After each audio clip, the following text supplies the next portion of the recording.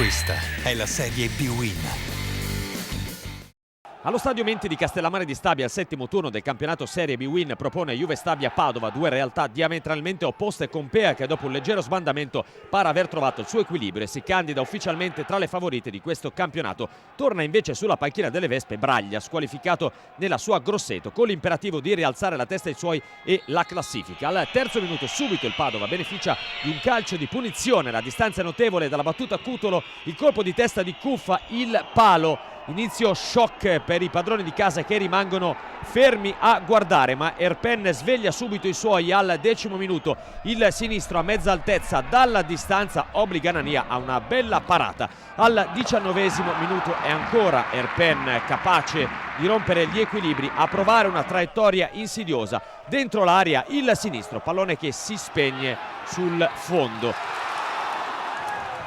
4 minuti più tardi ancora Erpen sarà protagonista però di un assist, questa volta Mbakogu, involato lo stop prima di petto, il destro potente, ravvicinato, capisce il tempo ancora Anania, ma un minuto più tardi proprio l'estremo difensore del Padova combina un pasticcio, perde letteralmente la testa, prima viene ammonito ma poi arriva il rosso diretto, parole eccessive nei confronti di Baracani che non ha nessun dubbio, estrae il cartellino rosso e Padova in 10 uomini. Padova con un cambio obbligato, fuori Farias e in porta ci va Silvestri. Al 27esimo Muro lo salta più alto di tutti.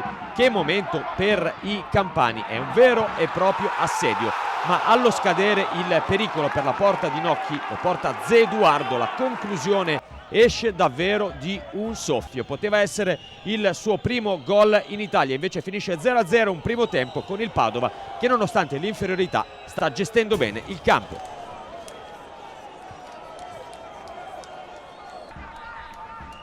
Anche nella ripresa la Juve Stabia attacca con Mezzavia 4 minuti dopo l'inizio del secondo tempo. Al 54esimo Mbakogu punta due uomini, palla in mezzo, Erpen al volo ci prova ma non trova la soluzione voluta. Break del Padova al 55esimo, El Diablo Granoce respinge Nocchi con tanto di sicurezza. Erpen, Mbakogu ancora, il nigeriano con proprietà del Padova ci prova.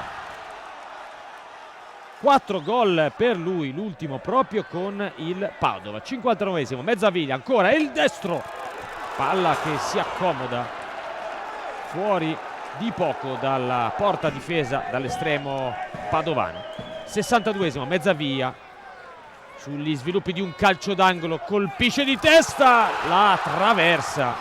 Che occasione, palla che poi esce, il Padova scompare tra le occasioni dei padroni di casa che hanno la sua realizzazione 2 minuti più tardi con Mbakogu che approfitta della passiva incerta lettura della difesa, una palla scolastica, si sblocca la partita ed è vantaggio Juve Stabia. Rivediamo il gol di Mbakogu pronto ad approfittare, colpo di testa e portiere battuto, però la sfortuna perché proprio Mbakogu deve lasciare il campo, al suo posto Agay, sfortunato, problema muscolare. Al 72esimo Baldanzeddu ammonito, il fallo su Zeduardo e al 92esimo proprio lo stesso Baldanzeddu si fa espellere. 10 contro 10, ci crede il Padova che ha ristabilito la parità numerica, ma i punti passa la Juve Stabia che porta a casa un 1-0 importantissimo che vale la prima vittoria stagionale. Il Padova dopo 2 vittorie cade invece e ferma la sua corsa.